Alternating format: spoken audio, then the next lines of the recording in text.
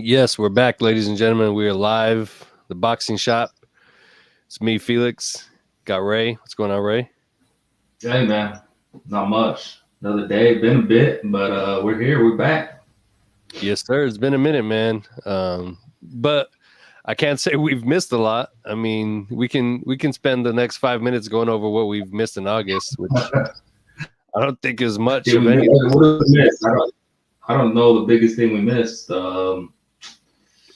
Yeah, I can't call Usyk. Probably the Usyk, but Yeah, it's probably the only thing that we missed. yeah, and I And thought we don't got to spend five yeah, I minutes. don't really care. He signed to fight Fury. I think he's gonna catch a hell of a beating. Yeah, Oh yeah. we'll talk Usyk then. Yeah, I mean, we could talk about that real quick too. I definitely think I don't see a way where Usyk could beat Fury at all. I think it's all Fury for that fight, and he's just gonna lean on him, make him tired, and then stop him late. We got Brendan in the comments saying, "I got news. Fury will win against Usyk. I think he wins easily." Um, Yeah, I'm with you too, Brennan. Yeah, that's so yeah, there we go. It's something to look forward to. About all we missed, right? It was a dead time in boxing, summer months, and yeah, we were kind of waiting for the Canelo fight. Yeah, that was really it. Because yeah, in between the Spence fight and this one, there was really not much going on in the world of boxing. So we took a little hiatus as well, got some projects out, which I hope you guys got to enjoy, and then we're back now. Hopefully, we close the year out strong. I see a lot of names coming up again. That we might close the year out with some good fights here. Hopefully. I don't know who's going to be fighting necessarily as far as like the big names. I know Tank was thrown out there, but I think they're going to look towards early next year. Ryan Garcia announced what was that today. He'll be in there early December. So it's kind of weird time, like last year or the year, like right at the end of the fight, you get all these guys that have kind of been on the shelf and they get fights right at the end of the year. Um, Hopefully they're matched good, right, for our sake. But if not, Right. at least we see these guys back in action.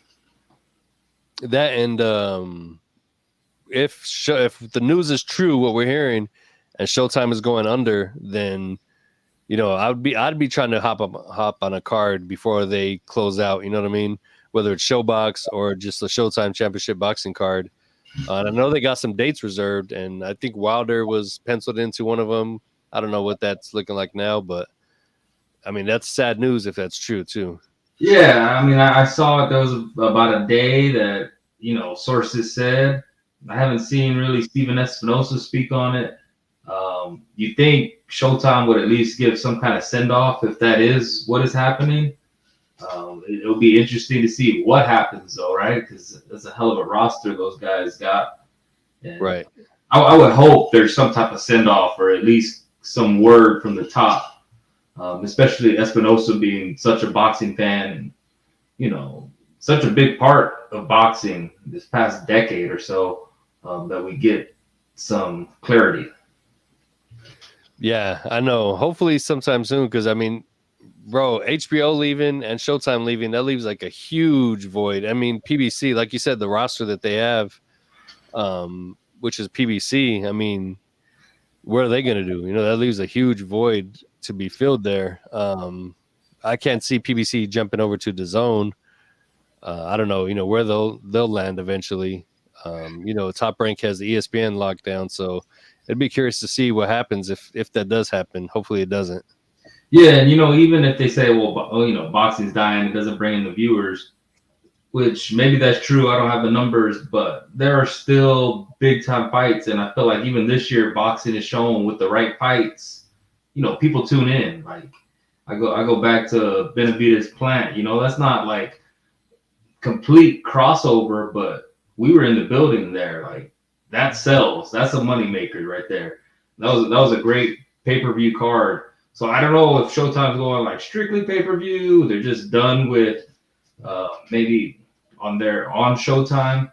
I don't know, but we need hopefully that gets cleared up soon, and hopefully we still have boxing, man. Like it would suck if it's just on like an ESPN Plus or something like that. Yeah, I know. And I've said it many times before too, like Showbox, definitely one of my favorite telecasts. You get to see a lot of young dudes on there and they're matched up well. It's not A side, B side type thing. It's straight 50-50 fights on Showbox.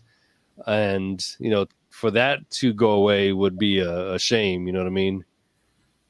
Yeah, a lot of the guys we end up seeing definitely springboard from Showbox. And yeah, just hope for the best, I guess, at this point. And we got Nibs in the building from Friday night's Catch and Counter. Thanks for joining us tonight, last minute. Of course. We're talking about the possibility. We're talking about Showtime possibly getting out of the business of boxing. I don't know if you and Jack talked about that on Friday night, but what are your thoughts on that? Crazy shit, right? Like, yeah. you know, I thought when HBO left, I was like, oh, well, this is prime, you know, for, you know, Showtime to just take over and be the man in boxing, which technically they have been since, right? Like, you know, they've been running shit really. I mean, they've got the better shows, not only the better athletes, but, you know, they've got the better production, everything. You know, it's been A1. And, you know, they're selling like crazy, you know what I'm saying? Because they really don't have a competition. I mean, you know, ESPN and the Zone kind of do their thing, but let's face it, you know, the race is for second, not first. Yeah. So I do feel like maybe they dropped the ball a little bit though. Like, I mean, we do love those Showbox cards, but like Showtime, that, you know, the Showtime main event boxing, I don't remember like a great card. You know, usually sometimes they would put on like pay-per-view level cards on Showtime. That'd be a Saturday night. I can't remember the last of that. So, you know, maybe they dropped the ball a little bit, and, you know, maybe they do just go to pay-per-view, and that's where the money's at. I guess we just got to wait and see, or wait till we get word of exactly what's happening.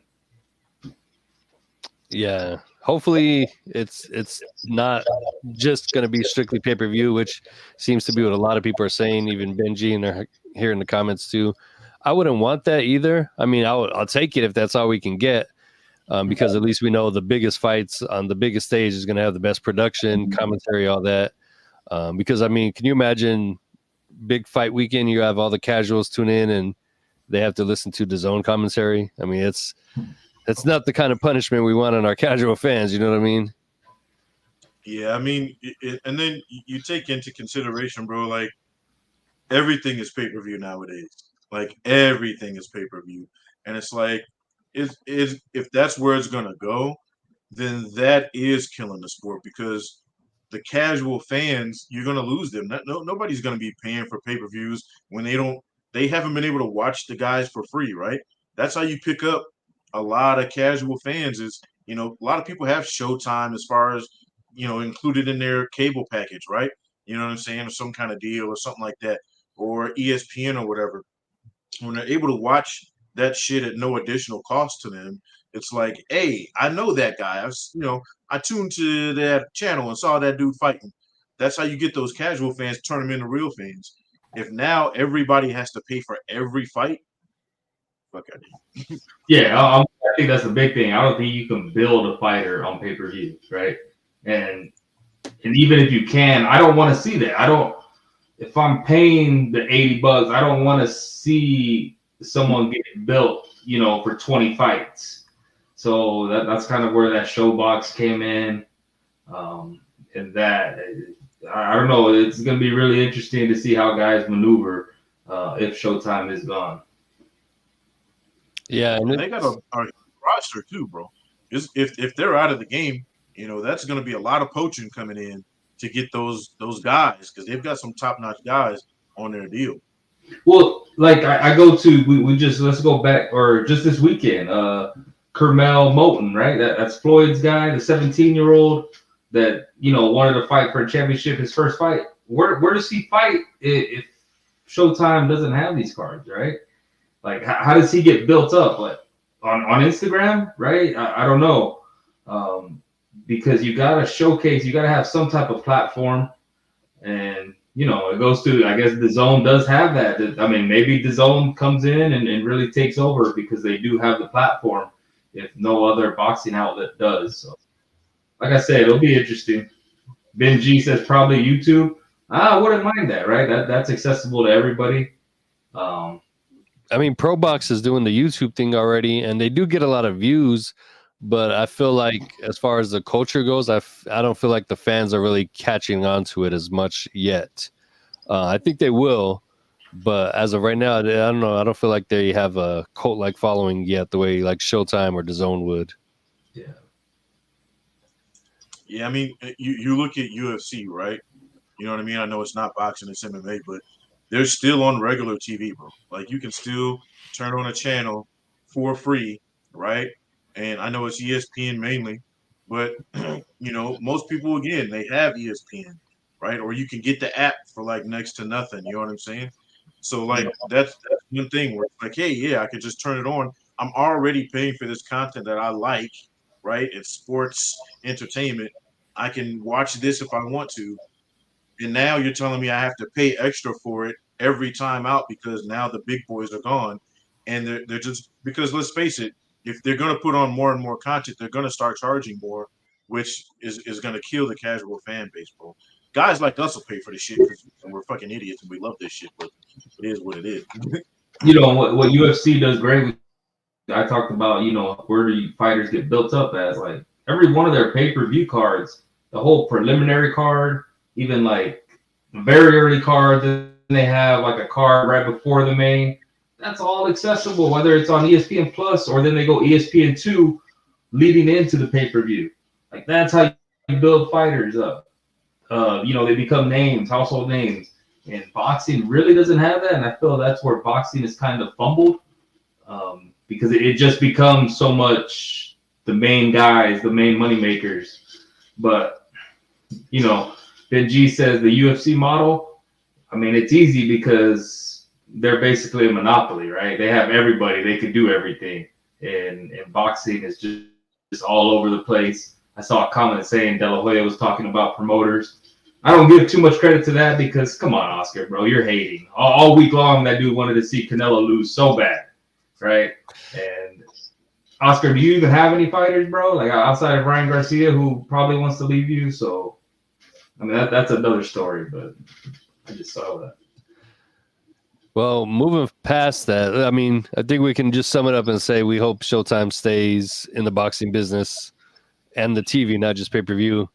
But, again, speaking of Showtime and pay-per-view, I mean, we had us a good one this past weekend. I would say well worth the price point. That some people, I see you nodding your hand there, and I've seen that too. Some people really love it, some don't. Starting off with Garcia Resendez, I mean, that was a fucking war. That was a banger, great way to start off the pay-per-view. But even that, I've heard some people say that it was boring. I don't know why, but everybody has their opinions. Casuals, they're casuals too. But I mean, that fight alone, that was a hell of a fight. Exactly the type of fight I was expecting. And I mean, Elijah, man, he's looking like an unstoppable force right now. Honestly, what did you guys think of that one? I thought Elijah was the star of the show, the whole card. Like being as young as he is, the style, and then how he ended the fight, right? And he's in there with the tough fighter Resendez. But I think Elijah he put all middleweights on notice. I think they should have been on notice. But the way how quick he's moving and his type of style, I would say he had the best night from this past weekend. And shout out to Elijah Garcia. I think that's a future middleweight champion. You know what? I mean, I can't really argue with it other than I think that Barrios probably had the biggest come up. You know what I'm saying? I still think Elijah put on the best show, but I think Mario Barrios got the biggest come up because he got a belt, interim albeit, but still, he got a strap put around his waist, and he beat a dude that is 2 fights removed from beating Manny Pacquiao. So that it makes Keith Thurman look even better. You know what I'm saying? Because he beat him, lumped him up and everything. So and it goes to show you too, right? This dude took back-to-back losses, and now he's on one of the biggest pay-per-views of the year, and he's getting a strap. So people gotta again keep not throwing guys away because they take a couple L's, and he bounced right back. So but Elijah Garcia, bro, I mean, Jesus, man, that boy's a beast, man. Like sign me up for anything he's doing, for real. Yeah, that was a hell of a fight, man. And shout out to Resendez because at the end of that first round, Garcia rocked him good, really good. And Resendez, he didn't change his style up. If anything, he came forward even more, and they just slugged it out, man. All respect to him. He's a good guy apparently as well too. So shout out to them. I saw a picture of them too, in the dressing room after, giving each other kudos and whatnot. And that's what you like to see. And any fighter, whether they're young or old, you like to see that sportsmanship there. But Elijah, I mean, he's got it all. I mean, he gives a great interview. He's respectable. He's likable, and his style. I mean, you can't not like that. You know what I mean? That's hell of a style right there. Yeah, and he keeps getting better, right? Because as the competition steps up, he keeps stepping up. I think Resendez thought he'd be able to go in there and maybe break down the young guy. And you said Resendez, he kept fighting. I think he thought if this gets to a certain point, the young kid might fade or fall off, and Elijah just kept stepping it up every turn of the road. So for him to do that, to open up that pay-per-view. I thought it was a really great start. Like I said, I think Elijah is going to keep moving on and keep doing bigger and better things. And to me, that was he won the night in that first fight. Without a doubt. I definitely say fight of the night and fighter of the night for sure. Without a doubt. And shout out to Elijah Garcia. Make sure you guys, if you haven't already seen it, episode of The Fight Life debuted last week with Elijah Garcia. It's on OFTV, OnlyFans TV. The link's in our Instagram bio. You'll find it in this bio when the video is done uploading. But make sure you check that out. Good documentary on him. It's about 25 minutes or so. And I think it's pretty good, man. They liked it as well. And hopefully, if we get more good feedback, we'll do a second part to that too. The next fight on the card. Ugas and Barrios. I'll let you start, Nibs. I mean, you had a lot to say about Barrios. Go ahead and take it away there. Man, I didn't expect that. I thought Barrios could win, but I didn't think it was going to look that easy, bro. I thought Ugas still had something left to give him a good fight. But, what I was saying on Catch and Counter was I think Barrios was going to win because I think that loss to Spence took more out of him than I think people kind of gave Spence credit for. And I think he was going to start aging quickly. I didn't think he was going to age in the ring, over the round through the course of the fight. You could just see Barrios getting more steam. He was not respecting the punches that were coming back from Ugas. His jab couldn't miss. Jesus. You know what I mean? I think it's probably time for Ugas to seriously start thinking about what he's going to do with his career. You know what I mean? If he wants to be a journeyman or a gatekeeper, so to speak, or whatever. But I got all the respect in the world for what I saw to Mario Barrios, bro. And if depending on what happens with the top two guys, if they both move on to 154, shit's wide open for Mario to get that full belt and then test some of these other guys and get some paydays. Yeah, I'm gonna go along with Ben G. Maybe we gave Ugas too much credit for too much respect for the Manny win. Manny was 40 something. He is supposed to fight Spence, and then last minute has to fight Ugas. So I don't think Mario Barrios is that good, honestly.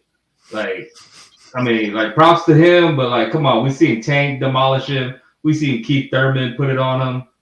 I don't think Barrios is getting better. I think Ugas just, I don't know. Maybe that's why I'm with Ben G. I think we're giving him too much respect. Even to me, it even kind of takes away some of that Spence win over Ugas, because I was like, so now I'm just thinking maybe both those guys are kind of middle of the road guys. I don't think Barrios has shown me anything that now he would beat Keith Thurman, So if anything, that fight made me higher on Keith Thurman. I'm like, yo, Hey, if Keith was in there against Spence, that Spence that was in there with Bud, I think Thurman probably would have watched him, bro. For real. So that fight really didn't do anything for me. Like that was a good win for Barrios. Like props to him, respect. But I don't think, even if the top two guys go, as Nip said, come on, is anyone giving Barrios a chance against Boots Ennis? See, and I'm kind of in between both what both of y'all said, because it's not like before I was never like, granted Barrios is a good fighter, but it's not one of those guys where I'm like, yo, this is that dude. I've never thought that about him, but I never would write him off as a bum or anything like that either. Definitely a strong, solid gatekeeper there, I would say. But again, like what Benji pointed out too, Pacquiao was old for sure, and if you think even after that fight, everybody would have said, prime Pacquiao would have watched Ugas, and then think about it now. Like you hear these stories of people saying Spence should have not been fighting again after that second accident, or even the first one. Like he just wasn't the same, and maybe that was evident even in the Ugas. He struggled with him, where Ugas was the perfect place at the perfect time. Just be Pacquiao. We're thinking, he's that dude. Maybe he wasn't really that dude, and Spence, got away with that, adding to his lore a little bit, which rabbit hole. But boxing fans love that though, right? Like anybody's right. Resume, we could go back and say like, but he wasn't. He caught him old. He caught him young. Yeah. But hey, that's like boxing fans. That's what we're good at, I guess, right? Like, yeah, seriously. Tell it was. So yeah, I feel you. But let's be real. When Pacquiao got age, nobody was picking Ugas to win, right? It's still Manny Pacquiao, bro. Like, you know what I mean? Nobody with common sense. I mean, especially casual fans was going, "Oh yeah, this dude had." Most people had to look up who Ugas was when he got the Pacquiao. But Nibs, I'll a good win for Barrios, and it's a good come up for him. I'm not saying. Let's be very clear. Even if the other two guys leave and he gets those fights and get those paydays, he's going to lose against the other guys. But it's a huge come up for him because now it puts him in a position to get those fights. He's still gonna. I mean, it is what it is. But that's why I said I think he got the best come up because he fought a guy that most people thought he could, was going to beat him, and he has a decent resume. The people that he's fought recently, and he got a strap. So I think it's a come up for him. He's going to make money while he can, and I mean it's called prize fighting. But yeah, let's be very clear. I agree with you both, and the fact that he gets washed against Boots. I mean that's not even a question in my mind. Yeah, go back to where you were saying that people didn't even know who Ugas was before he fought Manny.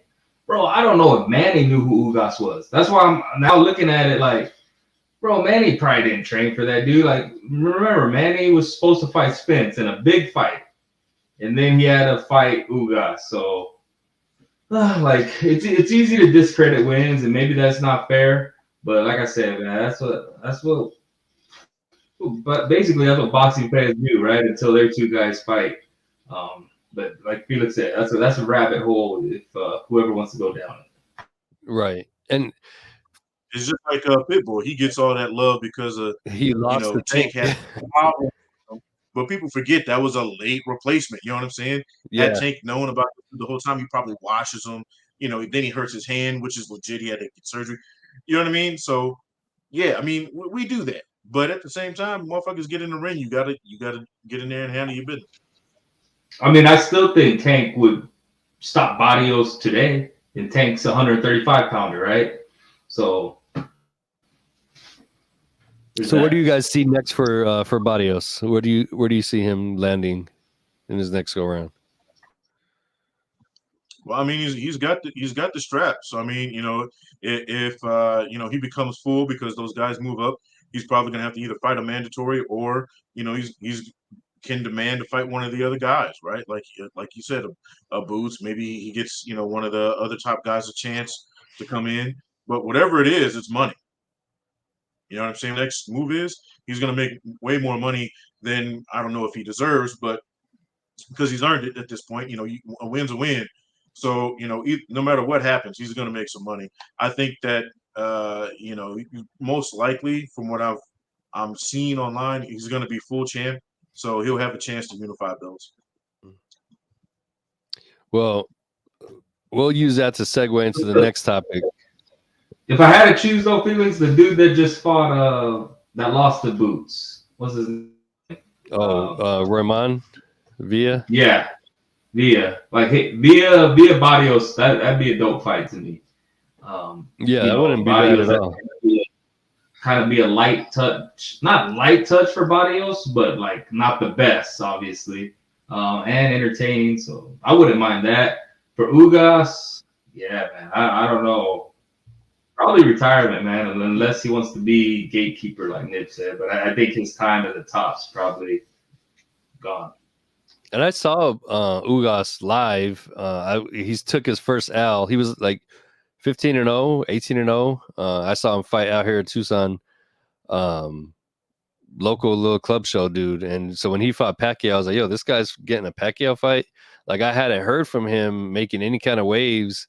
Thinking maybe I did hear his name, a little bit after, before he fought Pacquiao. But I was just shocked to see that this dude went from a little club show in Tucson to getting a Pacquiao fight. So, I mean, that alone was pretty big. But what you said, Nibs, a win is a win.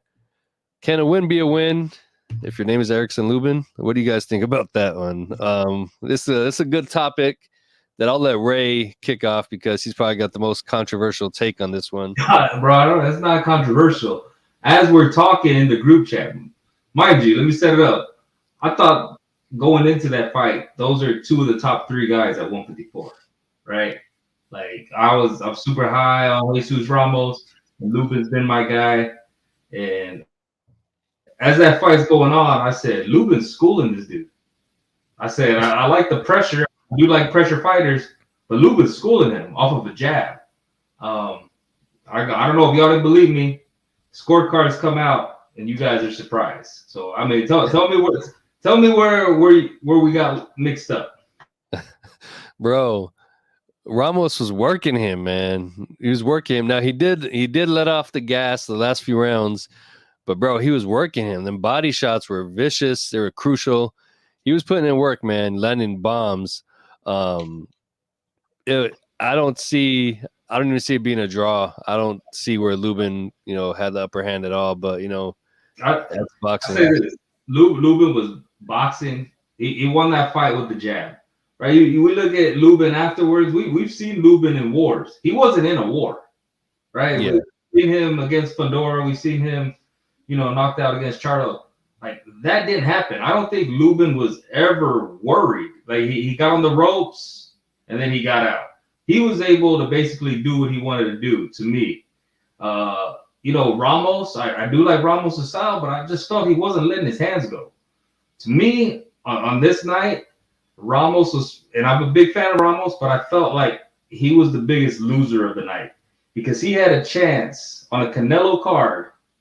Even if he lost in a war, bro, those fans would have rode with him. And instead, before the fight was even over, everybody was booing. Like, I think he just coasted, man. And I think he said it. He was on cruise control the last few rounds. We've talked about it. The corner told him, I've read the quote. I didn't hear it during the fight, but his corner told him, hey, you're up about 6 rounds. Like, you don't need to knock this guy out. Bro, that was just all bad. So that's where I'm at. And this is where corners fail you, right? Corners get a lot of scrutiny when, things don't go right. And as they should. This is an opportunity where, you should never tell your guy to cruise. You know what I'm saying? Because you never know what the judges are thinking. We've seen guys we've all thought were winning a fight hands down come out with a draw or a loss. You know what I mean? Because they cruised the last couple of rounds because they were told, hey, you're up. And, like Ray said, this dude was told, he's up 6 to 8 rounds. Are you kidding me? Yeah, anybody who gets told that is, I can just put it in cruise control. You put it in cruise control, no matter what it is, it looks bad. This was probably the worst fight of the night for me. It was boring. I didn't get much from either one of them. I thought neither one of them did enough to get me excited about watching the fight. You know what I mean? I usually watch all the fights back again just for analytics. I skipped this one. I didn't need to. I didn't think either guy won wide either way. So the wide scored cards that that's what gets you. But if Lubin wins, okay, cool. If Ramos wins, cool. But I didn't really. I wasn't excited about either one of these guys after the fight. To be honest with you. But I'm a fan of both of them, which is crazy for me because I expected the most out of this fight. Yeah. Well, I mean, they did too, right? Coleman. I just feel like Lubin did what he had to do, right? Lubin just needed a win. It didn't matter how he won. He just needed a win, and he did that with the jab. And I felt like, we've seen Lubin go to war, and Lubin didn't want to go to war either, probably because of what Jesus adds. But Jesus had that fight in front of him, man. Like, he had to let his hands go. Like I said, even if he lost the fight in a war, the fans he would have been bigger. There was no, for him to coast, that was just all bad. And I kind of felt like they looked at Lubin, and I'm not saying just the Ramos corner. I don't know what they had here from all intents and purposes. They had a great camp. Ramos looked good, but everybody kind of looked at Lubin like he was a Gabe Rosado, like he was just showing up and you're gonna beat him. Bro, Lubin's only 27 years old. Like, this dude still has, and still in his mind thinks he's that guy. So I think it was just kind of maybe a bad game plan. They just kind of had a fighter in front of them, or had an idea of a guy, and he's not that guy yet. Like, he's not a gatekeeper. And I think we got what we got. I don't have a problem with the decision. I can see how it could go the other way, but like Nip said, man, these guys really kind of both. It was a letdown, and before Canelo fight with that crowd in there filling up, it was just bad on both ends. Bro, they both fumbled the church's money because look, you're on a Canelo undercard. You're the co-main event, bro, and even with Lubin winning, if you say, well, he did just enough, right? He did what he had to do to win. That's not what people want to see on a Canelo undercard, bro. They want to see you go balls to the wall. They want to see a Lubin fight, right? This is not what you tune in to watch Lubin. This is not what you're expecting to see. Ramos, you're not expecting to see this either. We expecting an all-out war, and we got two guys having a glorified sparring session. So for me, it was just super underwhelming. It was almost as underwhelming as what Charlo did, but not as bad. Because I think the expectation was, for me, I was like, yo, man, this is probably going to be the best fight on the card. Like, these dudes are finna just come in there and I don't know if somebody's going out, but I know somebody finna get lumped up. And it just didn't happen. They both played it safe. And that's definitely not a kind of fight I want to see a rematch in either. No. Because stylistically, I don't think they're going to mesh well ever. Even though on paper they do, it seems like a banger of a fight. I don't think we ever see a competitive fight between them two for whatever odd reason. Well, I think it's Lubin's IQ. Not that Ramos doesn't, but Lubin knew he just needed a win, right? Like, coming off of a loss, whatever, a win, whether ugly or whatever on paper, a win is a win for him. He's gonna get back in there. So I think he was conscious, like, man, I don't need to go all out. If I could box whatever and get a win, cool. Now he's back in it. That's where I don't give that same to Ramos, because where Ramos is on the come up, and I felt like he really could have won the night. So there was kind of two different maybe goals I saw for both guys. And, it worked out for Lubin. But like I said, man, I think both those guys beat Tim Tszyu. I think they both definitely beat Mendoza, which Ramos has already had. Which Ramos has already done. So I think they're both just up there. And since they are both up there, the way that fight was and ended in boos, that's why I say they both did themselves a disservice. Yeah, and you're gonna have those nights sometimes. I guess it's just how you perform after too. They're only as good as your last performance, and obviously this is gonna be a bad one, so they're gonna have to get in there. Neither one of them really took a lot of damage either. Ramos was marked up a little bit, but I'm sure that's already gone by now. They can get back in the gym and get back to work pretty soon. It wasn't even it went the entire distance there. It wasn't like the type of fight that you really need to let your body recover from. So hopefully we see him in there, both of them actually, but pretty soon. Now, you want to talk about lackluster. We get into the main event, and what do you guys say about Charlo? Really, we didn't learn much more about Canelo, but we've never seen Charlo perform like that. I think it was definitely fair, for sure. Everybody else online saying the same thing. You're seeing that everywhere. You got fighters like Terrence Crawford even calling him out, throwing his name in the mud. What did you guys think about the way Charlo performed? I think we did learn something about Canelo. And I think we learned that Canelo, had to pump his chest out a little bit and remind folks who the fuck he is. And, he even admitted it himself. Hey, yeah, I've had a couple poor performances, but I'm still motherfucking Canelo. You know what I mean? Like, don't get it twisted. This dude ain't finna come up 2 weight classes and beat me. Have you lost your mind? So and it proved that he's got that dog in him. He's still Canelo, right? He looked way more in shape in this fight. He looked sharper. You know what I'm saying? Let's face it. Again, there's weight classes for a reason, as Ray, constantly reminds us, right? But there are weight classes for a reason. He walked through Charlo's punches, bro. And I said this on our show. Look, if he can hurt Canelo or even keep some respect from him and box at distance, he can win this fight. And that's what I was hoping he would do. But I said if he does this cat and mouse bullshit, which is what he was doing, he's gonna get his ass whooped, and that's exactly what happened because there was no respect. Canelo walked right through his shit. But I will say that I expected more from Charlo at least. Like, go out on your shield, bro. Like if you going this is your shot at greatness. You trying to be great. Don't just get through the fight. Try to at least show me you trying to win. And we didn't even get that. Yeah, of course. I think Charlo was scared, and I think that started in the first round. I was like, bro, Canelo is throwing hard.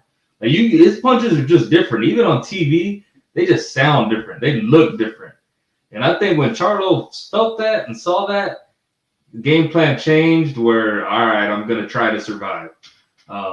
He did get knocked down. He said afterwards that was the first time he's ever been hurt in a fight. He didn't even realize like maybe that he could be hurt. I don't know. He just said it was the first time he ever felt woozy. I think if you look at Canelo, I'd say like, damn, Canelo's getting better, right? Like we had that whole kind of lull where Canelo, and then he said, it was my hand. He had hand injuries. After that, I believe him because, he looked different. He was, if anything, I expected Charlo to maybe have the quicker hands. No, Canelo was faster. Canelo was better at everything.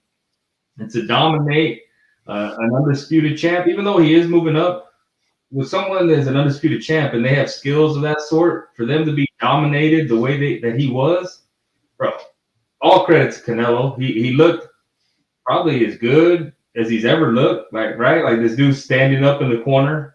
Like he told us he went to Tahoe for training camp to get his conditioning up. Now this dude's standing up in the corner. To me, he went back to number one pound for pound, bro. See, I don't know about that, but he definitely did hell of a performance. And you're right, you're fighting another undisputed caliber fighter. Technically, Terrence Crawford is not the only one who ever do that.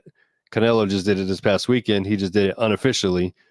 So, there's that too that Canelo has working for him. But like you said, Ray, it's a smaller guy, but when you're dealing with that, like, would we be saying Crawford that's even another weight class below it? But we know what Crawford brings to the table. And if Canelo beat Crawford the same way, we'd still be giving Canelo the kind of props. You know what I mean?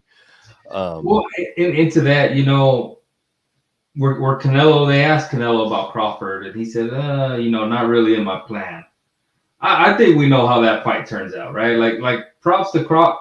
I don't know if I want to give Crawford props because it's real easy to say, oh, Charlo fought scared. He's dissing Charlo and all that.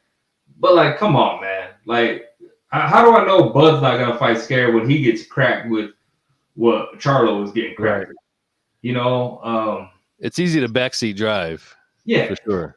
And yeah, we would have loved to see Charlo go out on his shield and that. But like I said, in that first round, I think Charlo realized, I'm in there with something different. Like this is not the same, which is crazy to think about, right? Because he trains with Spence. I'm sure he's been in there with his brother or whatever, and it just looked like Canelo was a whole different beast. And that's kind of what impressed me so much. It wasn't the best fight. Not even close to being the best fight, not even close to being a good fight. But I did take away that, man, Canelo is Canelo still. And that would obviously probably lead us into, him and Benavidez talk. Yeah, and I think he still is himself, but I've noticed, in this past few fights, like midway or kind of like 8th roundish, he kind of gets bored or like frustrated in there. When he fought Bivol, he kind of got like frustrated a little bit. He showed a little bit of that when he fought Caleb Plant. Like it's kind of like a mixture of boredom and frustration. I didn't see any frustration this time, but you kind of see where he just kind of like backs off. He lets go of everything early. He starts off fast. He doesn't start off slow. He starts off hot, but once he realizes that he's not knocking you out, kind of lets off the gas a little, and just kind of coasts to a victory himself too. I've noticed in his past few fights, even the ones win or lose, that's kind of how he's adjusted lately. If you fight somebody who fights hard the entire 12 rounds and 6 of their game plan, I'm curious to see if Canelo can keep up his game plan for the first half of the fight throughout the second half also, because he always kind of changes it. And he didn't look fatigued, but I mean, you could see, you watch this fight back, as easy of a time as he has, he still backed off a little bit himself too. Well, Felix, I don't know if it's so much him backing off as much as it is other guys just saying, all right, I lost, I'm gonna stay up. And see, because I mean, yeah, he could have done more, but like, bro, Charlo would stop punching. Charlo was not the same thing with Ryder. Like, yeah, he didn't get him out of there, but I think he's like, all right, why am I gonna like work so hard when these guys are just trying to stay alive, Yeah, and I can get that too. I mean, what is your take on that one there, Nibs? I mean, Charlo's still an undisputed champion, bro. He's still a champ. And you still have to take into consideration that, I mean, when was the last time Charlo got knocked down? And, Canelo did that.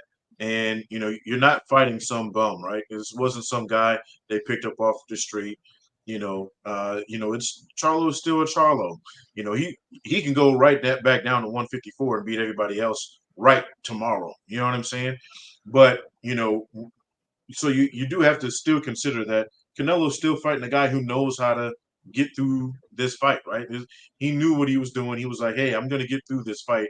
And he did it. Credit to him for doing that, because I think if Charlo wasn't who he is, he probably would have got knocked out. You know what I'm saying? So there's that. But then you also have to take, I mean, he was fighting Bivol, who was just, a hell of a fighter, at 175, so, that's why he looked the way he did late in that fight. If we take the injury, serious, I really, he said it in the ring. I don't think anybody beats this version of Canelo, bro, right now. Like, if Benavidez wants that smoke right now, I think he's in some trouble. Benavidez should have been able to get in there earlier. Maybe a couple years ago, he beats Canelo, but right now, I don't know if you want that Canelo smoke. Yeah, right. Go ahead, Felix. I was gonna say I still favor Benavidez, especially down the stretch. I think he'll be able to break Canelo down. And of course, David Morale is my other guy. I think both of those dudes. I think both of those handle Canelo. I mainly age. I think, especially Morale. Even though Morale is actually still kind of a little older. I think he's older than David Benavidez actually, but he's fresh. Actually, I don't know. I don't know who's older or not, but either way, he's a fresh, younger fighter. I think Benavidez and Morale both beat Canelo even right now.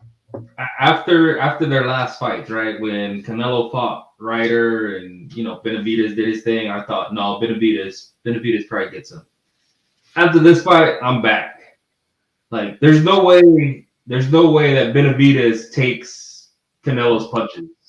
Like, Benavidez is gonna have to break you down, bro. There's no way he's taking Canelo's punches. Like, it's just not happening. And Benavidez hits hard. Yeah, he's a monster. Yeah, bro. Canelo's been in there with Triple G, Bivol. Like, I don't think David Benavidez is going to be anywhere near the hardest puncher he's faced. Like Miguel Cotto and that. So I don't see. Maybe. I mean, maybe, right? I don't know, but I'm just saying I don't think David Benavidez hits as hard as those guys. Like, hey, Caleb Plant went 12 with Benavidez. He didn't go 12 with Canelo. That's true. And so, I think Canelo should take that fight next. I think everything's kind of lined up. If he comes in the shape that he was in, bro, I think that's might be even an easy fight for him. And I mean, hopefully we get that for Cinco de Mayo, because I mean that's the fight for me. As much as I want to see David Morale and Canelo, Benavidez and Canelo is the fight. That is the one that I can see bringing in the views marketing wise. Morale Canelo is more of a casual fan type of thing, but Benavidez Canelo, that's the fight right there. Like, that's the fight that boxing needs. And Morale has looked. He's passed every eye test there is. If I'm Canelo, honestly, I'm saying I don't really want to fight both of them, right? Hey, you two fight each other, and I'll fight the winner. Yeah, that'd be me. That'd be me. But Canelo, he hasn't ducked anyone, right? Like, everybody's gotten a chance. And I would guess one of those guys probably gets it next. But I'm just saying, if that's me, I don't want to work that hard. You two fight each other, and let me get who comes out. I'm just telling you, this version of Canelo knocks out both of those dudes. I'm saying it on record. This version of him, if he shows up in the shape that he was in tonight, with that killer mentality and that he's had in the past, he knocks both of those dudes out. Because the thing is it's not so much can he take their punches, it's can they take his while he's taking theirs, right? Because I think if one thing's Canelo's proven, he's got a granite chin, bro. The dude can get hit with bricks and walk through them. You know what I mean? Literally. We haven't really seen Morel at all get tested to the chin. You know what I'm saying? Benavidez very few times. So it's, can you take what's coming at you as well as what you're dishing it out? And I think Canelo's got them both beat in that aspect, and that's why I think he gets them both out of there. I think he does too, and just for that same reason. Like, this dude's fought Sergey Kovalev. He's fought Triple G, James Kirkland, Miguel Cotto, like huge punchers. And being cracked by all of them. Yeah. And, David Benavidez can punch, but I think it's more so even maybe his volume and when he gets going. But even to get going, bro, you're going to have to get hit. And the way Canelo lands and into the body, I think that's actually an easy fight for Canelo after this past weekend. We'll see, man. I mean, there's a lot of factors with David. I mean, it's his size, his awkward size too, because he's long, his arms, very awkward height and everything. Like, can Canelo deal with all of that? The volume of punches that he throws and the way he throws them. I can definitely see David roughing him up in there and looking very similar to a Ricky Hatton Costa Tszyu kind of fight. That's how I could see that fight playing out. Maybe not as one-sided, but I can see Benavidez just getting Canelo unleashing and just kind of looking sad, like Canelo having no answers. Because as impressive as Canelo looked this past weekend, I mean, look at what he had in front of him. Yes, again, it's still an undisputed champion, but I mean, the guy wasn't putting forth the kind of effort that we would want to see. But was that because of what was coming at him, or you think he went in there with, no, I'm just gonna survive? I think that whole thing changed first round when Canelo was on him. To Ben G right there, his last comment, you know, there's some truth to that, but I would say, hey, Canelo himself said he was injured, his hand was injured, and you know, and he said this going into it that this was his best training camp like the past 7 years or something like that, or 7 fights, something. So if the hand really was injured, obviously he's more in shape now. I think this is different Canelo. I think this was Canelo at his best. And, you know, yeah, Jamel looked like he was in there for a check, but I think that happened. I think that was a conscious decision after that first round where, like, bro, I can't do anything with this. Let me just survive.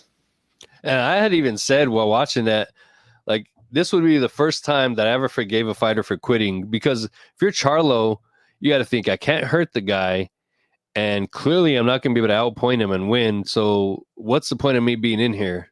I wouldn't have even been mad had he just said, you know, I'm not going back out for the next round. He didn't even have to be hurt, but at that point, the realization, like, why am I going to stay in here? There's a difference between going out on your shield. Arturo Gatti did it almost every time he fought, but he had an opportunity to win still every single time.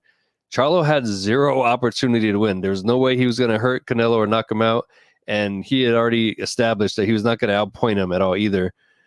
In that fight, I would have been like, fine, you know, if you quit, I'm not going to label you a quitter or even judge you for that, because that's a. I mean, we would have, bro. The internet would have, bro. He would have. I would have forgave him. At that point, it was a lose-lose, right? Like, if he goes to 12 the way he went to 12, like, he's catching all the flack. If he would have went in and tried to go on a shield, he would have been memed to death. Like, oh yeah, there's so many memes on him. But, like, how demoralizing! I think it was probably, I don't know what round, maybe every round. But when Canelo would get in his face and kind of be like, bro, you're not going anywhere, and I got my hands down and my head's right in front of you. Like, that had to be so demoralizing for him. I really believe Canelo had injuries, which, I mean, he had surgery, whatever.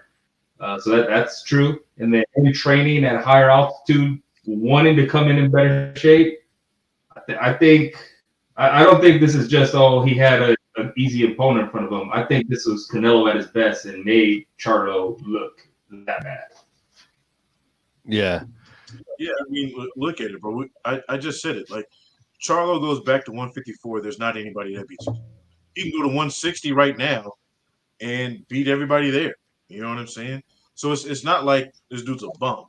You just ran into one of the best versions of Canelo smoking right now, bro. Like, let's give the the respect where it's due. But look, man, as far as Charlo, bro, like, I knew he was just trying to get through when his corner told him, literally, look, you're gonna need a knockout to win this fight. He goes out the next round and shells up. Like, he was not trying to win. He was literally just trying to survive. And like we keep saying, there are weight classes, bro.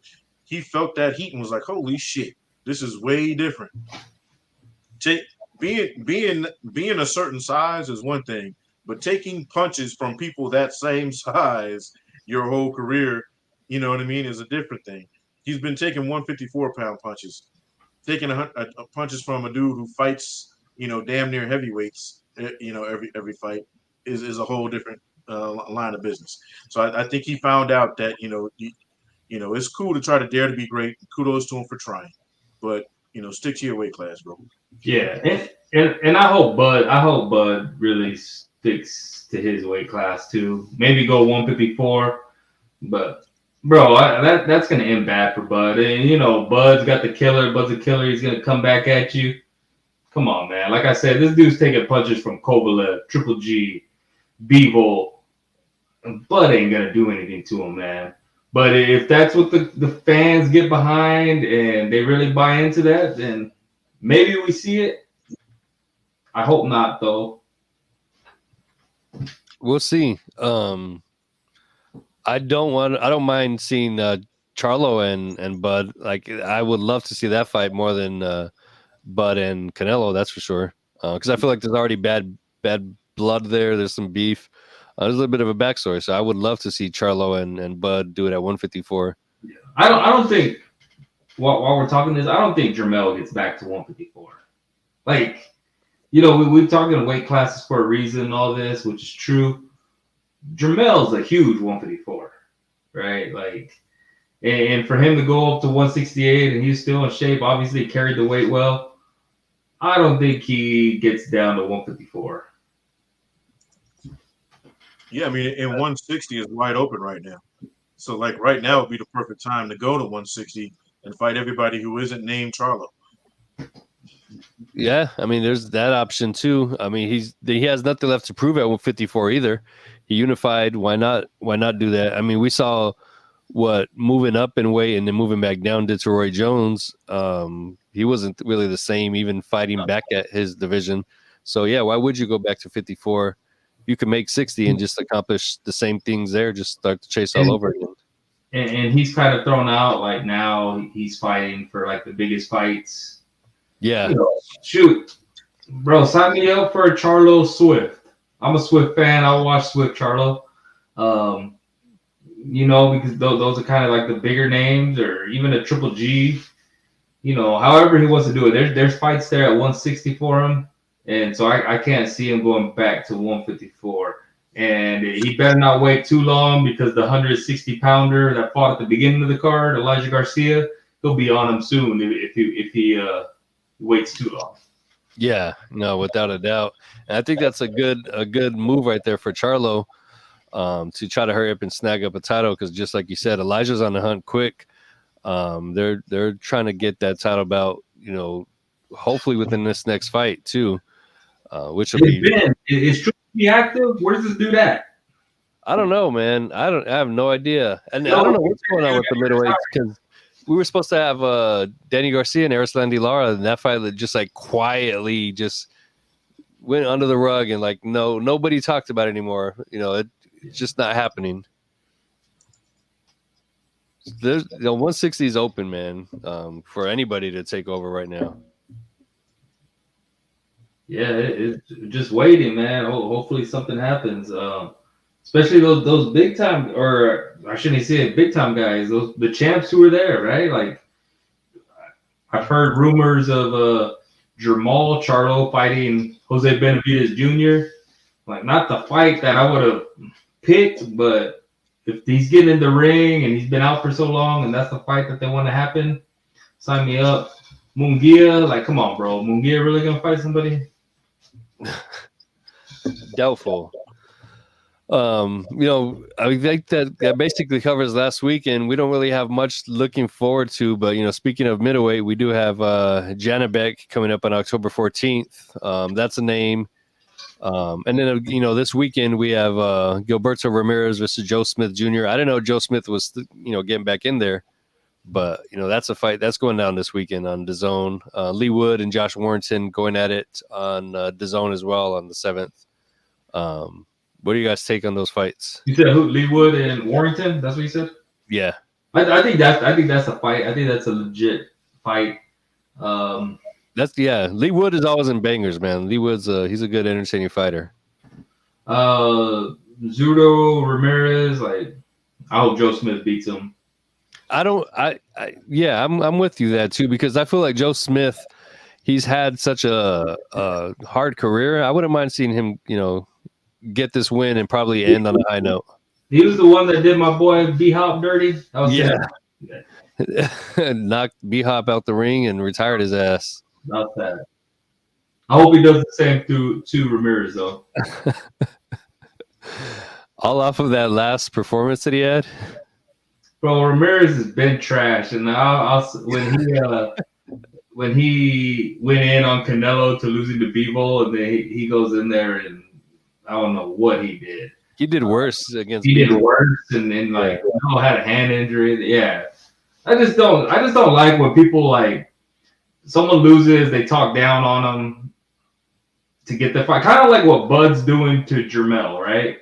Like, he's criticizing Jermell, going so hard at Jermell. Oh, he should have did this. And then you're going to get in there, and what's going to happen to you, man? Like, well, I mean, I'll give Bud that one, because I feel like he's not just doing it out of, like, being a dick. he's responding to Charlo and the shit talking. You know what I mean? I get what he's doing, because Bud doesn't normally just do that about anybody. So there's like, again, like I said, there's beef there. There's legit bad blood between the two. That's why I want to see them two fight. So what was y'all's take on Bud taking a picture with Bud and his girl taking a picture with Jamal Charlo and his girl? I don't know. Like, I don't know, bro. Like, as a brother, like, your brother has beef with this dude, and you're there posing for pics. Like, that's crazy. I mean, obviously, that's a weird family dynamic, but I just thought that was odd. Yeah, it was a little, but yeah, you don't know. Who knows what's going on in the Charlo family? Like, it looked like they made up in the dressing room there. Who knows what was said between the two? Who knows what's been said since then? Who knows where it all lies? But yeah, that was a little awkward for sure. Yeah, but I would think the fight. Hopefully, I think Ben mentioned this. Jamal and Caleb Plant gotta happen, right? But I mean, being out of the ring so long, I don't know that he beats Jose Benavidez Jr. Yeah, we'll see, man. That'll be interesting, because there's that whole, if he beats Benavidez Jr., do we get him and David, or do we get, what do we get next out of him? You know what I mean? Because that's going to be interesting to see where he goes next after this fight. Is he going to try to jump right back into the title picture and everything, and fight the top dogs, or is he going to try to take another easy road? Because he's had a lot of time off and he's fought a lot of demons during that time too. I think it's an interesting bounce back fight, though. Like, you know what I'm saying? Like, you could have picked a softer touch. You know what I mean? There are softer touches out there than Jose Benavidez Jr. Not to say that Jose Benavidez Jr. is some world beater. You know what I'm saying? But you could have, you could do a little bit easier. But it'll definitely let us know exactly where the fuck he is, though. You know what I'm saying? Like, the expectation for me is he comes back and wipes the floor with this dude, based on what I know of him before. But 2 years is 2 fucking years, bro. Like, that's a long ass time. I mean, I don't think I've seen anybody but Floyd do it successfully. You know what I mean? Like, easily, come back and win. 2 years is a long ass fucking time. I don't give a fuck what the reason is. Right. And it seems like he's still not past those personal issues. Like, he's still dealing with that shit. And if he's still dealing with that shit, that could lead to trouble in the ring, bro. Yeah, that's true. Speaking of Floyd, were you guys surprised at all when he kind of took the mic from Moulton and gave his little interview on why he's the GOAT? Not surprised at all. I mean, that I was actually being here in the comments. I was just talking to him about it the other day. A lot of Floyd's guys don't do well, and a lot of them, if they do, begin to show steps of doing well, he kind of pulls that rug out from under them. He doesn't really let a guy shine. And I can't even give Floyd credit for Tank. Tank was doing his thing before Floyd came into the picture. They helped him a lot, but I don't really consider that one of Floyd's guys necessarily the way I would like Jalen Love and Badu Jack and all those cats at that time that were getting that Floyd rub the way he is now. I think Floyd made Tank who he is, though. I'm not talking about boxing wise. I'm talking about the superstar version of that, right? I think Floyd came in at the right time and put him on platforms he wasn't getting before, right? Like, let's face it, not a lot of people knew about Tank, even though he was doing his thing before he got the Mayweather boys. And then the next thing you know, this dude's getting Madonna to his to his fucking fights, bro. Does he get that star level without the Mayweather machine? I don't know. I mean, and I think that's where Mayweather helped him the most, is put him in a position to make that money. Because let's face it, people in all weight classes want a piece of Tank because it's instant cash, bro. It's like hitting the lottery right now. Yeah, I mean, it's the give and the take, and we talk about it all the time. Like, any big fight, Canelo fight or whatever, there's always usually a statement from Floyd, whether he's announcing his next exhibition or whatever. So when I saw Moulton up there, and then Floyd kind of take the mic from him. I'm like, all right, Floyd. Like that's Floyd. That's to me, that's just Floyd being Floyd. Someone said in there, nobody likes being in the spotlight like Floyd. That's true. Yep. Even for the sport, I think it still is great to have Floyd around because he is, he transcends everything. To me, it's just funny to watch, right? Because it's so predictable. Like, Yeah. the dude loves talking about himself. But also, man, he's arguably the best ever. So hey, Floyd, like keep showing up. I'd rather him be at boxing events than not. So. Just like the Don King effect back in the day, bro. This is a piece of shit person, but people would show up to Don King events because they were Don King events. You know what I mean? And only in America. All that shit. You know what I mean? And it's like, love him or hate him, this dude's putting on, some of the biggest shows in boxing, we've ever seen. It's kind of like that with Floyd now. It's like you're tuning in just to see what the fuck he does when he gets one of these young dudes coming along. And to be fair to Floyd, right? Like maybe he took over his fighter's interview, but also in that same breath, he was saying, "Hey, let's give respect to Canelo, who's about to come, right? Let's not hold up all this for Canelo." So he was still giving props. I think he's just so used to that attention, man. It's probably I mean, no one would ever know, right? But it's when everybody wants to talk, everybody's talking about you. And you have something to say, everybody kind of talks down on you. He's got to enjoy getting off whatever he wants to get off at that time. So, and shout out to Floyd. Yeah, for sure. And at the end of the day, Floyd knows how to cut a promo. So if he's going to get in the mic, I mean, let him. You know what I mean? I'll take more Floyd if we get less Alabi. I like Alabi, man. He's another one who's good on the mic. Like he knows what he's talking about when he's up there. Granted, you might have an opinion before he gets up there, but he's so convincing with what he talks about. Like he'll have you thinking otherwise after he's done talking. He's got that salesman mentality kind of vibe, you know what I mean? But he's good at what he does too. Like I mess with Leonard. I did notice. He's got some classic comebacks too in the pressers. He does. Go ahead, Ray. I did notice that we didn't get a thank you, Al Heyman from Canelo.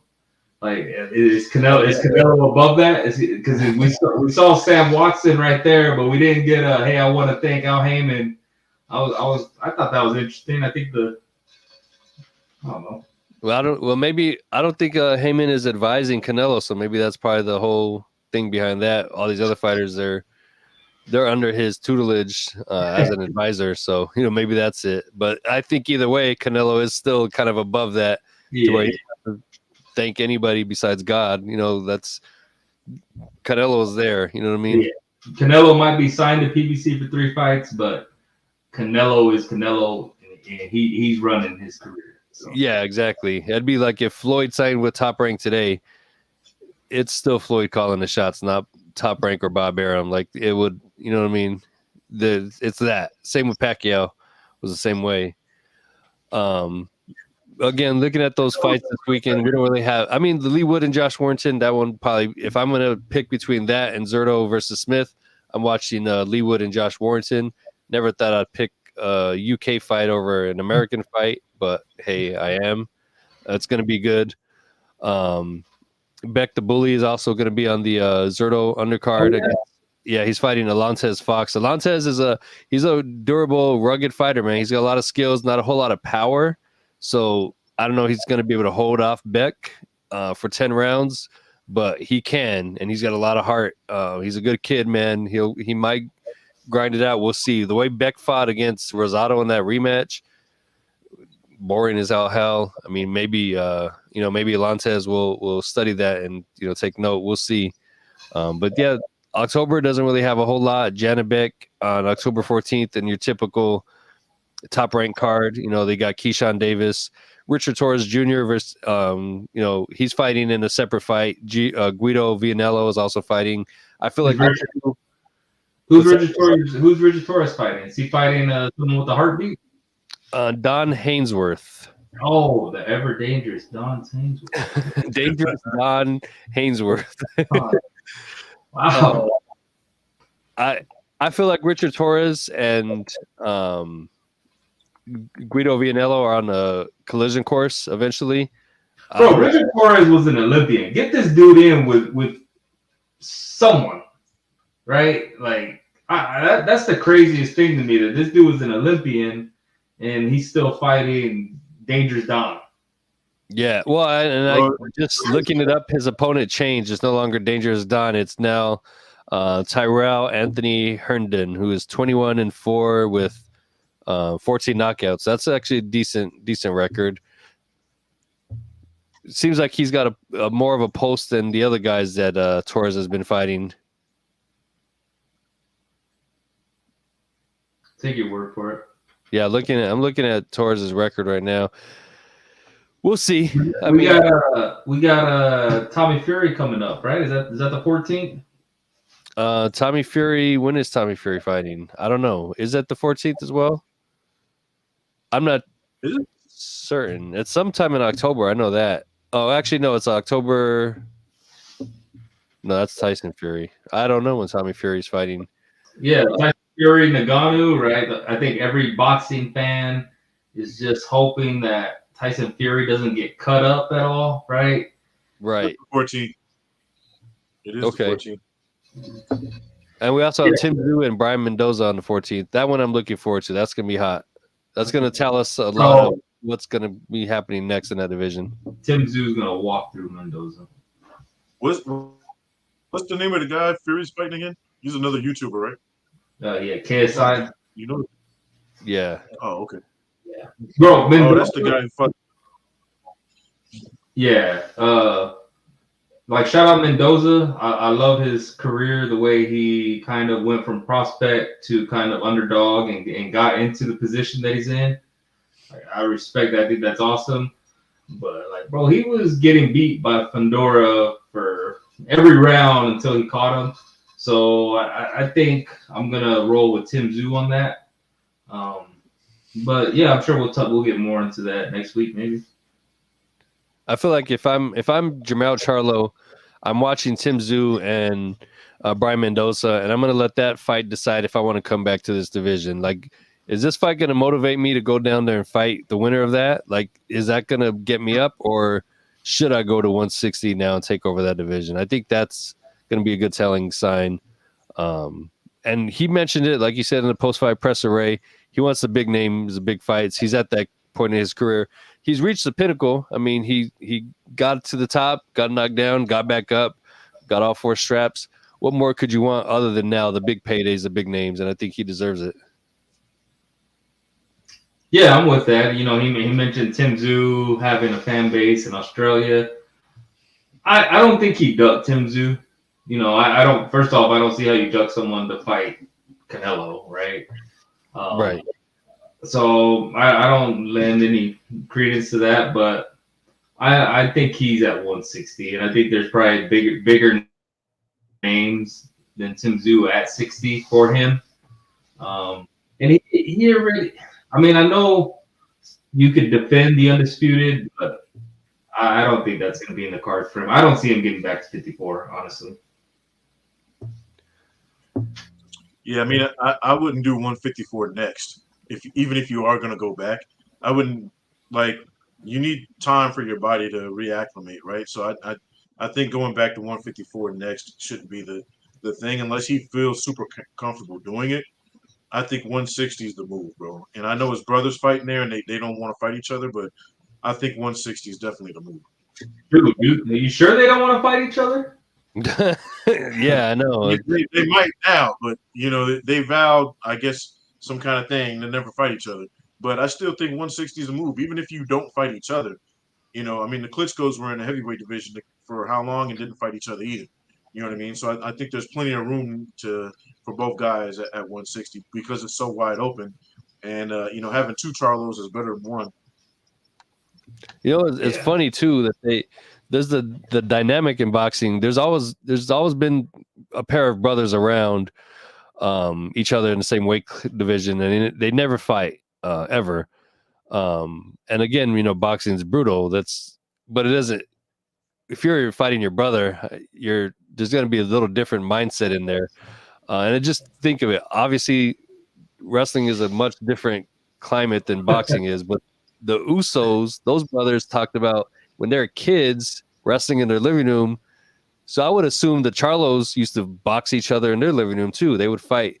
So wouldn't you want to? They talked about their dream, as a tag team wrestling group, is not as being a tag team wrestling champions, but fighting each other, headlining, because that's what they did as kids. I would assume the Charlos also did that as kids, and they would also want to do that on the biggest platform on pay-per-view. Like now, especially with when you mix in the fact that they don't like each other, you might really want that. I don't know. That's just my thinking. Yeah, I would think they would want to think about the money they would bring in for that, and that's just one family payroll. Like, you know what I mean? They're splitting a huge, which they have different trainers, and I don't want to see it, bro. I never wanted to see Vladimir and Vitaly. I don't want to see. Yeah, and because you were all about Kane versus Undertaker. I like Vlad because Vladimir Vitaly for me stylistically was dope, because Vladimir, what each Klitschko brother lacked, the other one had the strength in. Like Vladimir had the athleticism, Vitaly had like the power, the boxing IQ. Vladimir probably had better skills, but like they counteracted each other so much. They were contrasted, so much with each other. I wanted to see them fight each other for that reason. It would have been, pretty dope. Vladimir would have knocked him out, bro. Like that in like the third round. I don't know. I don't know. I've never had the desire to see brothers fight. So even Jermell or Jamal, like even if like I just said, Jamal was taking pics with Bud, and maybe there's some beef there. I just feel like at the end of the day, you're not gonna have the mindset you want to go in there and kill your brother. I don't want to see brother versus brother, but I don't want to see it for the same reason I want to see Gotti and Ward fight. I don't want to see it for that, but I want to see how they go out there and perform against each other. I'm sure they've sparred many times, and again, I'm sure as kids they'd fight all the time. I'm sure even as adults they've sparred in their professional careers. So I've always wanted to see, again, not for any vicious reason, seeing two brothers fight, but just see who's the better one. Yeah, I don't need to see it. I really don't. I don't need to see brothers fighting each other. I don't want to see family fighting each other. But it would be interesting to see them both fighting in the same division. You know what I mean? To see who could get the better fights, who would be more dominant, whatever, comparing side by side kind of without actually getting them in the ring, which is what we did with the Klitschko's, right? Like, you know what I mean? Like, fair or not, you compare them. Like, okay, well, how did he do against this guy? Or, who got their knockout quicker or cleaner? Who's got, who's a little bit more technical, right? That to me would be interesting, especially considering where the middleweight division is right now. Can you imagine them both cleaning it out and sitting at the top, sharing the belts? So with that said, Nibs, would you like to see Jamal Canelo? Nah, I don't need to see it, and not right now. I not next. You know what I'm saying? Maybe after he gets his first fight back after 2 years, and then we see where he's at. If he looks like the old Jamal, then yeah, I want to see that fight. Because I was actually hyped for it when it got made, but not right now. I need to see what them 2 years did to him before I could get hyped for any fight for his. But to answer your question directly, yes, if he looks good. Okay, so this is the big post Canelo weekend fight. Ideally, Felix Cinco de Mayo. Who do you want to see Canelo fight? David Benavidez. That's the only answer for sure. Nibs? I mean, I wouldn't be opposed to Morrell or Benavidez, to be honest with you. I know Benavidez is the bigger, draw money-wise and all the story and all that, but I think Morrell's the better fighter of the two, and I wouldn't be mad at seeing that. You know what I mean? I'd probably get more excited as a fan of the sport for that than I would Benavidez, but we're flipping a coin. Yeah, and, But yeah, I think the biggest fight for Canelo is David Benavidez because people think Canelo's ducking him. People think Benavidez could run through him. If it was me, as a fan of the sport, I think that's the biggest fight that could be made in the super middleweight division. And I'm with you, Dean. I'm with you. I'm with it. Because not only that, the buildup is going to be amazing too. I mean, Benavidez already, we know he talks shit, even though it might be off his phone, but you know, he has a good promo behind him. And Canelo, whoever's been teaching him English, is only teaching him the bad English. So he knows how to lay out a slew of curse words and make them sound good too in a sentence. So you know, the buildup for that fight would be fun.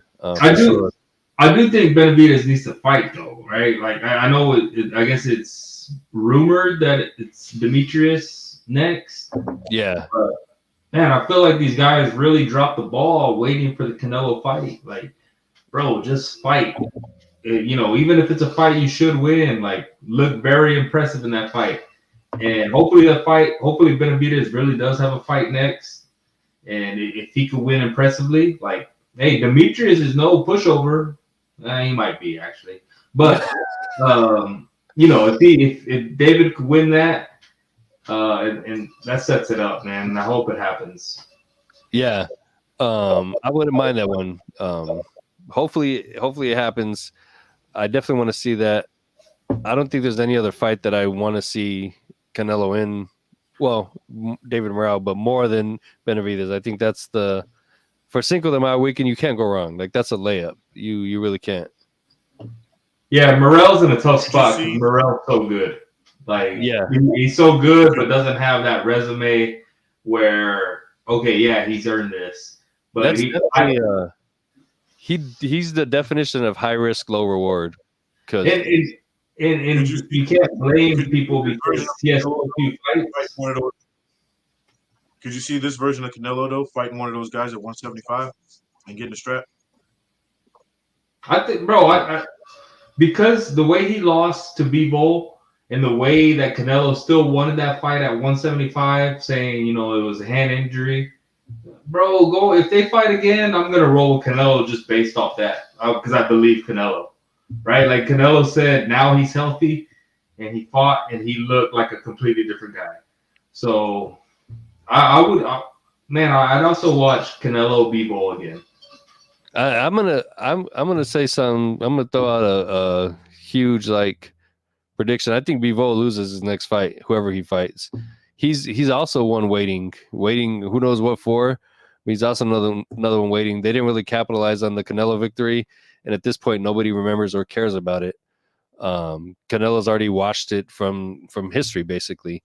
Nobody cares about that loss. He's moved past it, and I think whoever Bivol fights next, he's gonna get an upset. Canelo's fought twice. Yeah. Go ahead, Nips. I missed what Nips said. No, I was just saying he couldn't get fights because of that Russian association. Like he couldn't get sanctioned for certain fights. So I think he was true. He was trying to legally get past it, and it just didn't work, and it kind of fucked him. You know what I'm saying? But go ahead, Ray.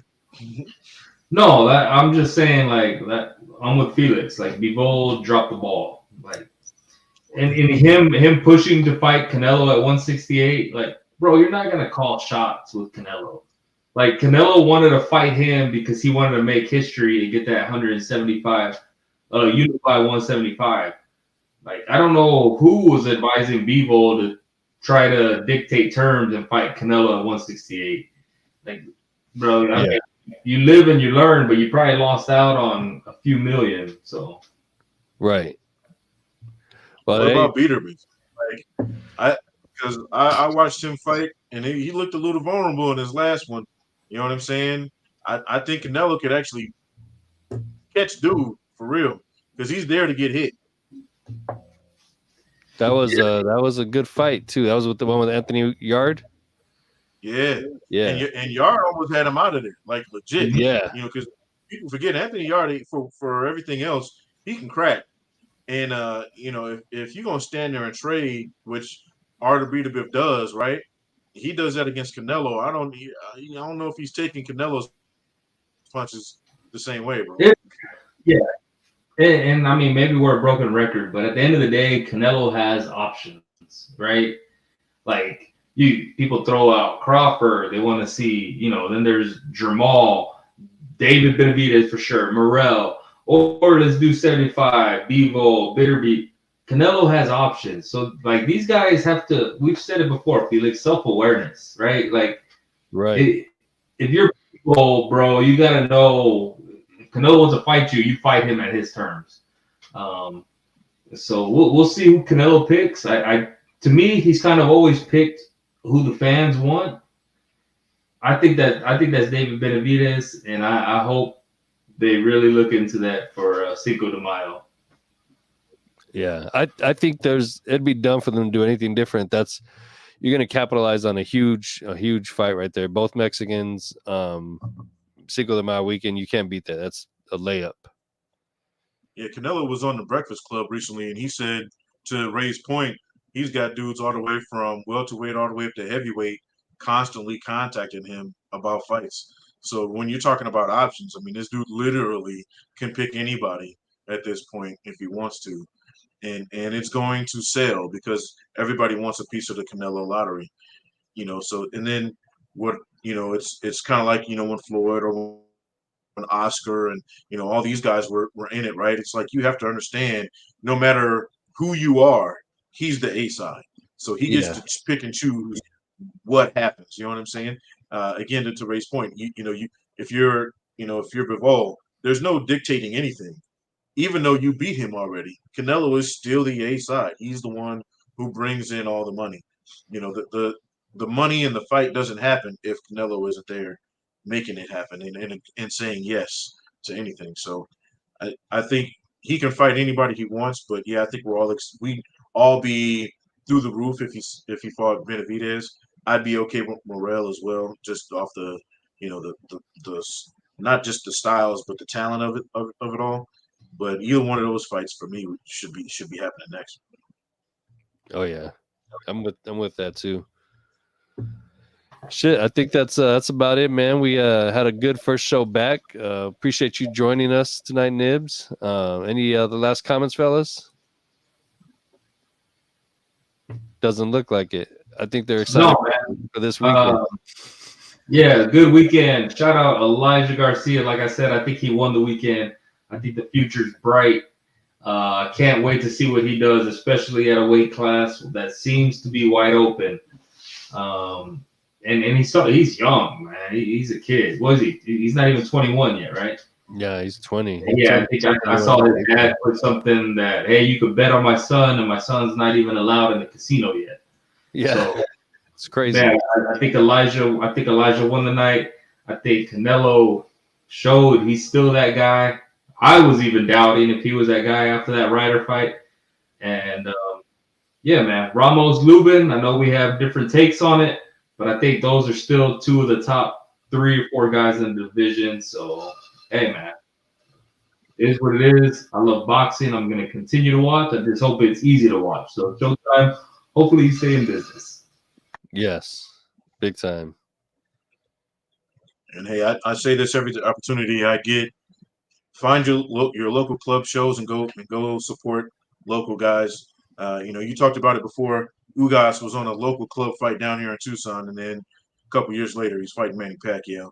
Support every time you go out. You get a guy in a local show. Go check us out. OnlyFans. It's free. God damn it. You have no excuses. Get in there. Get on it. And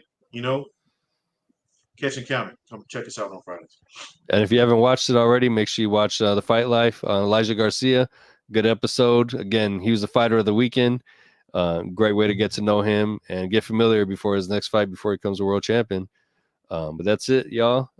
Make sure you tune in Friday night, catch and counter, and then check us back out here again Monday night. We'll probably take a couple more with holidays coming up. There'll be a couple more Mondays that we'll take off, but for the most part, we're solid for the rest of the year. We'll be here and stay in tune with our Instagram. We'll keep you up to date with what shows we're not going to be on and whatnot. But peace, y'all.